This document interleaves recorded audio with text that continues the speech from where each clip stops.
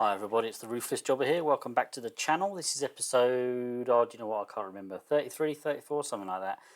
Whatever it is, it's Monday Night Nitro, 27th of July, 1998. This is on TEW 9, of course.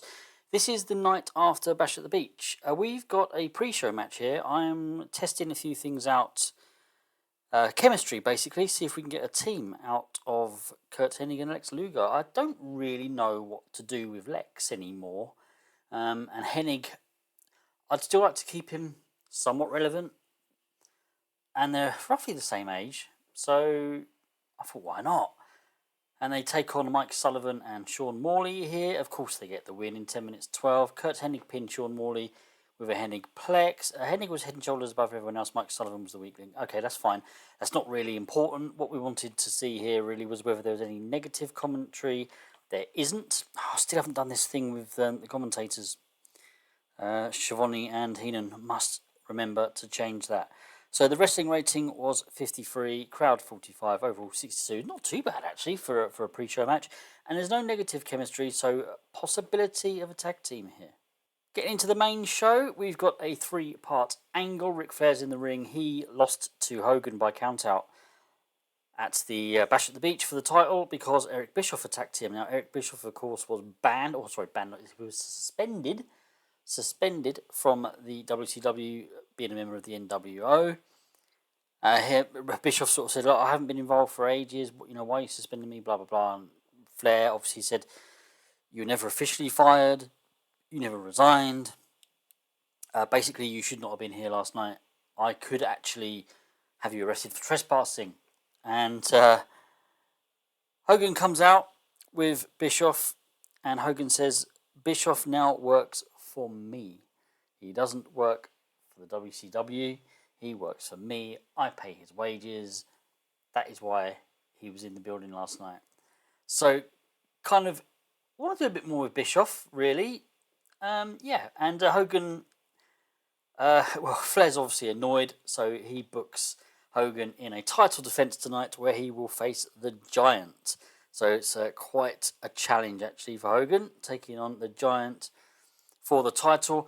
In this angle as well, Hogan kind of says there's one more person in the WCW who's going to align with me. I may have had dealings with them in the past, and there's someone else who's going to come in with me, and we'll be a trio, and we will be a force, just like the NWO was in the WCW. So the storyline here, the power struggle, gained heat, and that's a segment rating of 59. Greg Valentine takes on John Kronus. Didn't really expect much from this match. Certainly didn't get any. Didn't get anything really. Wrestling rating 39, crowd 31, and overall 39. So yeah, Kronus takes on Valentine. Kronus is a new signing. Wouldn't mind getting him over to some extent. Probably not into major star level, but who knows? We'll see. But he gets the win here in 8 minutes 3 seconds by pinfall with a 450 splash. And then we've got Gene Okerlund interviewing Raven, and Raven is just sort of emphasising the fact that he wants a US title shot against Booker T. He wants some gold in the WCW. He's been here long enough now, and he wants some more taste of some gold. And he obviously points out Booker T as being the US champion as a mountain he thinks he can overcome. Rating of 44. 53 rating here for a tag team match between Arn Anderson and Bobby Eaton as they take on Homeless Jimmy and Louis Piccoli. Just a throwaway tag team match. Try to get at least 2 on the card every week. So this one, terrible wrestling and non-existent crowd heat. Arn Anderson and Bobby Eaton defeated Homeless Jimmy and Louis Piccoli in 7 minutes 38 when Arn Anderson pinned Homeless Jimmy with a spinning spinebuster. Yeah, so again, I didn't know whether to expect. Well, no, I didn't expect anything from this match, really. Didn't expect. I really didn't know what I was going to get. It's always nice to get something in the 60s, but yeah, I probably wasn't expecting too much from this one. Just a tag team match. Get Anderson and Eaton on the card. Don't use them often, really, when you bear in mind one of our tag teams should be probably featuring them a little bit more often. Then we've got a taped segment, and it's a segment that happened kind of backstage at Bash at the Beach last night. Jericho kind of taunts Diamond Dallas Page for losing to Sid. And obviously Diamond Dallas Page doesn't take too kindly to the taunts, and Jericho's kind of saying, you know, I'm becoming a bit of a legend killer now, you know, savage tonight, and you know, Page, you've had it, you're gone, you know, you're the next one on the list. And Dallas Page doesn't, as I say, doesn't take too kindly to it, so he challenges Chris Jericho. Well, whenever you want a match, I'm in. Rating of 67 overall. That's an interesting note. Diamond Dallas Page struggled without a script, even when multiple takes, thanks to it being pre-taped. He's obviously pretty awful then. Probably need to script him. Goldberg takes on Hammer. This is our usual. We had a few minutes to spare, and why not give Goldberg a bit of a squash? 62 isn't too bad, actually, against Hammer here. Gets the win, obviously. Goldberg gets the win. 6 minutes 44 by pinfall with the spear. So, yeah, 59 wrestling rating, crowd 63, yeah, 62 overall, which isn't, you know, again, it's not too bad. Okay, 4-part angle. 71 rating overall. Yeah, not too bad. Hogan calls out Sid. Sid is the man. He is my other ally in the WCW. And Sid comes out in part 2, and he basically says to Hogan, "You are not my friend. I will not be aligning with you. I will not be your ally. You used me in the NWO. I wasn't really involved. I never felt part of the team. You just used me as a bit of muscle just to turn the attention away from you." And then Brett appears at the ramp, and he kind of laughs at Hogan, and he says, "You know, you always get your way, Hogan. You always seem to get your way. You missed out on being suspended because you held the gold, but you're not getting your way this time, are you?" Sid has seen the light, and by this time, Sid's kind of reached the curtain, kind of where Bret Hart is on the ramp. And Sid just, this is part 4, Sid kind of shouts at Bret, and he says, "I'm not your friend either," and just shoves him out of the way as he sort of walks through the curtain. The purpose of that really was just to emphasise the fact that Sid is still a heel. He's not turned on Hogan, but we're not aligning him with Hogan. Yeah, rating of 71 overall, not too bad. Lots of green there as well. I'd love to see that. There's a few, there's one, okay, Sid Vicious one wasn't great going off script, but yeah, I'm happy with that. White hot crowd at the end. A good 3-minute pre-taped angle that took place backstage. We saw Sting. It's a character development. Basically, it was a promo. It's a Sting promo. Sting's in that kind of position now where I'm not looking at having him chase the belt, but I don't want him to be jobbing to people either. So, kind of got to look for something for him to do. He is in a storyline, but at the moment, yeah, I'm just kind of plodding him along a little bit, which is probably the wrong thing to do for someone like Sting. We'll find something. We'll get something. I've probably been concentrating on getting a lot more youngsters over. Yeah, don't want to forget about people like Sting though. 75 rating overall for this one. Conan takes on Ricky Banderas. This is just another throwaway match. Get Conan on there. Keep him relevant. I'm not pushing him like I initially thought I was going to at the start of this series. Also, don't want him to be dropping down into the kind of the depths of recognisable or unimportant either. So, sort of give him victory every now and then. Ricky Banderas has just come in as one of our jobbers. Looks like his badass gimmick got a rating of poor. But the wrestling rating was 48, crowd 32, overall 65. You know what? 65 is pretty good, bearing in mind these two ratings. I'm not really going to complain about that one. But yeah, I should probably take you through the result. Conan got the win, of course he did, in 5 minutes 52 by submission with a tequila sunrise.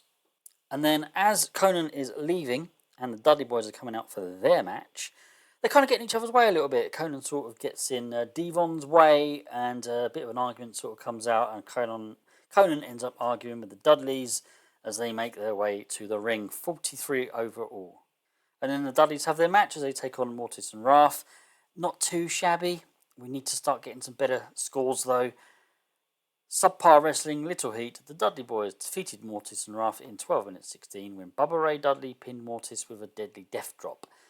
Mortis carried the match in terms of in-ring performance. So 51 wrestling, 42 crowd, 64 overall.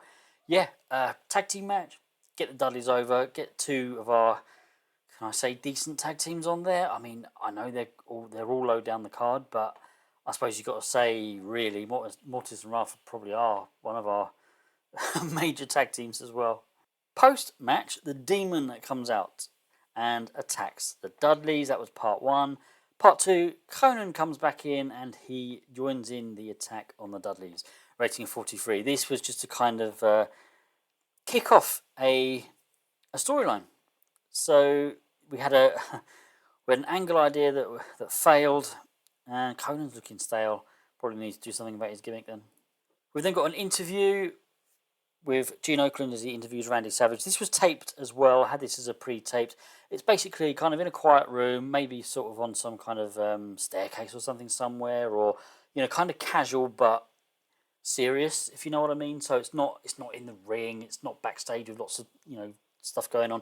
Savage isn't his usually intense self, and Savage is basically just saying, look, I'm gonna have to take a bit of a break. I need to reevaluate my career and where it's going. I've been suffering some really poor form just recently. The loss to Jericho kind of capped it off. I mean, kudos to him. Great talent, but for me myself, very disappointed. I just need to kind of take some time and reevaluate my career.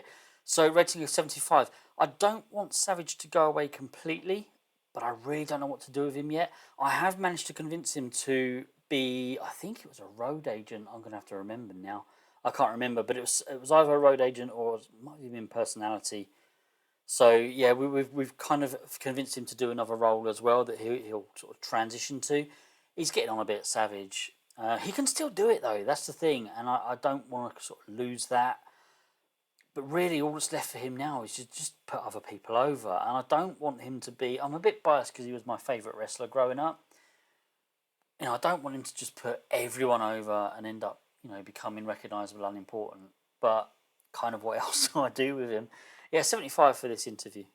Eddie Guerrero takes on Norman Smiley, and of course he gets the win in 8 minutes 35 by pinfall after using a foreign object. So he had to cheat, and this was our storytelling match. 67 wrestling, 57 crowd, 78 overall. Again, that's really good. I'm quite happy with that one. So very hot. So this was just to give Guerrero a win. I've got quite a few major stars and stars now. So I'm in a position now where I'm thinking I don't really want to get too many more over from the well-known and recognisable level. But there are still guys like RVD I really want to get over. So I'm just trying to just remember to give our major stars and stars victories and not just use them to put others over. And then we've got Hogan in a pre-world title match promo against the Giant. That's all it is. There's nothing more to say here, really. It's just the usual Hogan in his pre-match promo against the Giant for the title. Overall rating of 71.